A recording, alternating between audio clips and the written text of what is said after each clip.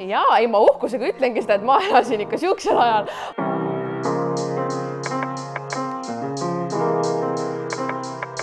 Tervist, mina olen Maria ja täna oleme me siin koos psühholoog-spetsialist Kätliniga, et rääkida siis netisõltuvusest ja netisuhtluse eripäradest ja kuidas see üldse välja näeb ja mis probleemid sellega näiteks võivad kaasneda. Minu jaoks see on üliloomulik, et mingi hetk sa ikkagi paned telefoni ära, räägid päris elus inimestega ja elad nagu justkui päris elu, aga tegelikult mida aeg edasi, seda rohkem, kas või ma enda nooremate õdede-vendade pealt näen, et see internetis istumine ja teiste jälgimine, kas või ka mu enda pealt, see võib olla väga sõltuvust tekitav tegelikult. Et ma tahtsin nagu kui spetsialisti käest küsida, et tegelikult kas on pandud nagu kliiniliselt paika, mis hetkest hakkab netisõltuvus või mis hetkest seda liiga palju on või kus sa loed mingit asja sõltuvuseks üldse? No maailmas arstid ametlikult seda netisõltuvust ei diagnoosi, et sellega on suur vaidlus, sest vahel arvatakse ka, et see on nagu mingite muude sõltuvuste kandumine või muude psüühikaprobleemide kandumine netielud, selle üle on suur vaidlus. Et Eestis ametlikult ei ole võimalik seda diagnoosi saada ja ma tunnistan, et minule see sõltuvuse sõna ei meeldi. Sest tihtipeale öeldakse, et keegi on liiga palju netis, ta on sõltlane ja siis vahel öeldakse natuke uhkusega. Aga kui me mõtleme sõltuvuse peale, siis midagi ei ole parata, see on hoopis terve komplekt nagu kliinilisi tunnuseid. Paljudes suguvõsades on teema, et on mingi joodik või narkomaan ja siin tuleb vaadata selles samas suunas. Sõltuvus on siis, kui on hästi mitu tunnust korraga. Üks on see, et tõesti mitte miski muu asi ei ole tähtis. Okay. Ainult ühest asjast mõeldakse. Kellelgi on ainult üks mingi arvutimäng, mis ta mõtleb. Või on ainult mingisugune netikeskkond, kus ainult tahab olla, muust asjast rääkida ei tahagi mitte kellegagi.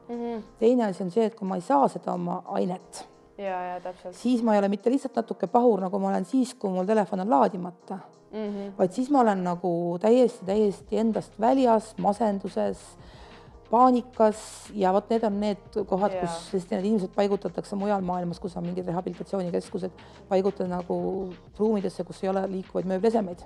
Et see on nagu väga karm. See on väga suur äärmus. Ma mõtlen nagu selle definitsiooni järgi ma isegi nagu täitsa nõustun, et neti nagu sõltuvus kui selline, et ei oskagi seda piiritleda, aga ma isiklikult enda pealt võib-olla ütleksin, et see on pigem nagu harjumus, vähemalt minul. Et see on justkui nagu ajaviide. Näiteks minul tihti on sul midagi, mida sa pead tegema, aga siis selle asemel sa nagu justkui oled seal netis ja vaatad, et mis tema teeb ja mis tema teeb. Ja no tänapäeval on ju kõik mingid suhtlusplatvormid, kus saad vaadata veel teiste nagu asukohta. Huvitav, kus tema nüüd on ja sa nagu lükkad enda probleeme või enda elu edasi selleks, et jälgida teiste oma. Ja siin tuleb nüüd üks oluline sõltuvuse kriteerium, kas midagi jääb tegemata. Et see on üks sõltuvuse, üks olulisemaid tunnuseid, et tekivad muus elus probleemid. Kui jääb inimesel, ma tea, tööl käimata või läheb tööle küll, aga siis teeb midagi muud. Koolis on teema, ei jõua sinna, keskendumine, tekib valetamine, tekivad inimestega suhtlemisprobleemid, et ma tean isegi lastel, täitsa väikestel lastel on see, et sõbrad ütlevad, et ma ei saa temaga mitte millestki muust rääkida, kui ainult sest ühest mingist mängust, mis on parasjagu popp, et juba igav on. Ja siis nagu sõbrad hakkavad ära kaduma. Et see on tihtipeale inimestel nagu siuke ärkamismoment, et aga mul jääb nii palju tegemata või et kool on, eks ole, noorte tihti see teema, et ei jõuta enam kooli. Ja muidugi see on ka üks oluline tunnus, et selleks, et oleks nagu mõnus või tõeliselt hea tunne, ma tahan järjest rohkem oma seda ainet saada. Ja kus on hea aru saada, on see, et mängurite puhul, et järjest parem riist või tarkvara. Ehk siis graafikakaart peab olema pidevalt parem, masin pidevalt parem. See ei ole see, kui tahad korra aastas uut telefoni osta. Aga kui see näiteks läheb rahalistest võimalustest nagu väga lahku, siis see on teema. Need on ikka päris äärmuslikud näited selles mõttes. Ja selles mõttes mina väga soovitan, et mitte mõelda, et mul on sõltuvus või ei ole, vaid mõelda, et kas see netikasutus, mida iganes ma seal teen, kas see nagu aitab mul olla toredam, parem, mõnusam, targem inimene või siis ei aita. Et see piiri tõmbamine tuleb minul väga hästi teraapiaruumis välja, et kui näiteks nagu vanemad pöörduvad, et laps on liiga palju võrgus, siis mina küsin, et nii koolis läheb, kuidas tal päris sõpr on, seda päris sõprade asja mina küsin, kellega, ta mängus said tuttavaks, aga ta on päriselt külas käinud, väga tore. Kas ta teeb midagi muud ka, kas ta käib mingites ringides, kas on mingid muud tegevused ja kui siis nagu tuleb välja, et vanemaid lihtsalt häirib, et liiga palju on, aga probleemi, kas ikka on üldse. Ja kui kogu muu elu on nagu olemas, siis vahel võib lõbutseda ka.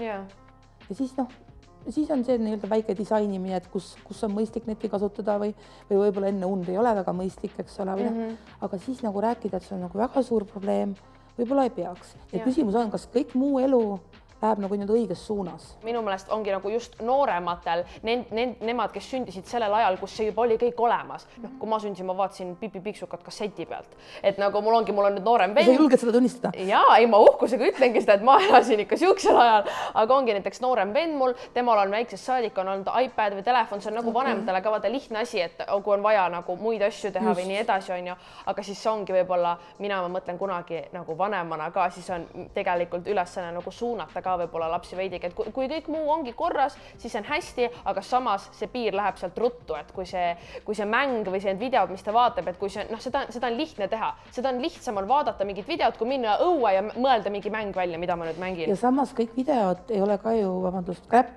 et võib ka nagu õppida väga vahvaid asju tegema. Ja. Aga mida teha võib-olla, kui ongi, ma ei tea, kas nooremad õed-vennad või mingisugune teine sõber, kes sul on tunne, et veedabki kõik oma aja, kas mängides või ma ei tea, Netflixi, YouTube'i mingit sisu vaadates, et nagu kas on, kuidas neid võib-olla suunata, kas neid peaks nagu rohkem endaga kaasa kutsuma või nagu? No alustada võiks kaasa kutsumisest, aga see peaks olema siiras. Et kui tegelikult seda asja, mis sina tahad teha, temaga koos teha ei tahaks, siis see, et sul on hambad ristis, paistab välja küll. Nii et seda peab mõtlema, et paraja sõjaplaani kokku panema, et proovida kaasa kutsuda mingit asja tegema, mis teile mõlemale meeldiks. Sest võib-olla see sõber ongi teadlikult mõelnud, et ta tahabki olla hästi palju ja see on tema jaoks mingi teadlik valik. Siis on see tema õigus tegelikult. Teine moment on, et kui meil tekib nagu mure, siis peame olema hästi taktitundelised. Et tihti visatakse mingit sellist nalja, et sa oled mingi netisõltlane või? Ja siis teine paneb automaatselt ju bloki peale, et ise oled või keerab naljaks. Seda peab küsima kuidagi umbes niimoodi, et mul on nagu natuke mure, et sinuga ei saa mingeid asju kas enam rääkida või koos teha.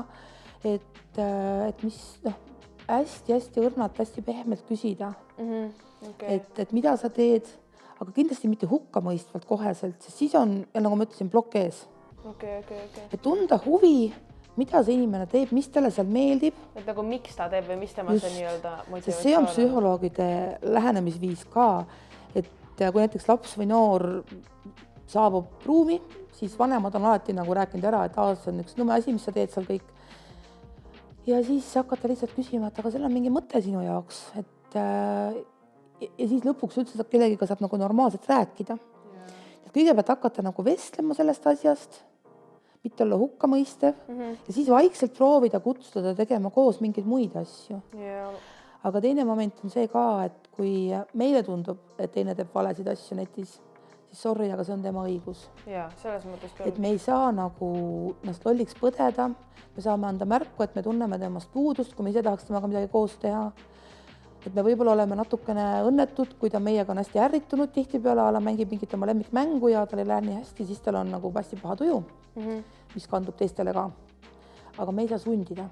Et see eeldab nagu parajat diplomaatilist oskust. Okei, aga suur aitäh sulle, Kätlin. Minul oli väga huvitav suga vestelda. Mul oli tunne, et ma olen kohe palju teadlikum sel teemal. Plus nagu mul on tunne, et isegi sellest rääkimine pani mind kohe nagu paremini tundma, et ma olen nagu rohkem teadlikum sellest, mis võib-olla minuga või nagu mu tuttavatega võib toimuda. Aitäh sulle. Ja kindlasti ma loodan, et teil oli meiega huvitav ja vaadake ka muid videoid, kus räägitakse olulistel teemadel ning kindlasti ka osalege netiketi võistlusel.